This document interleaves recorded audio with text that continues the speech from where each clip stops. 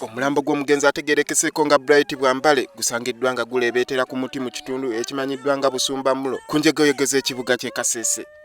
Omumyuka wavunaanyizibwa ku kunoonyereza ku misango ku poliisi y'e Kasese, Joseph Andama, ategeezezza nti abadde mwana nzaalwa ya ku kyalo Bunywisa e Bwera naye nga mu kiseera kino abadde apangisa mu zooni ya Kiteeso mu kibuga Kasese. He went missing since Saturday. He was nowhere to be seen. So today around 1400 hours or half past 1400 hours, we are told that there's a dead body that has been sighted around the other side.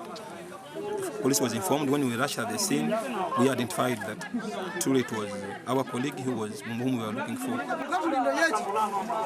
Omu ku basoose okulaba omulambo gw'omugenzi Mike Arinda agambye nti abadde alunda nte naye n'alaba enswera n'asembera olukwe kulaba omulambo.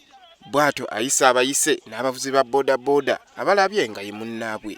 Ababbi okumufunako tumutte naye nga sikubera poliisi emutaasa. Kati nze ekisaasiza omwana bamusibye obulago, bamusibye mikono, buki bamusibye tolaba.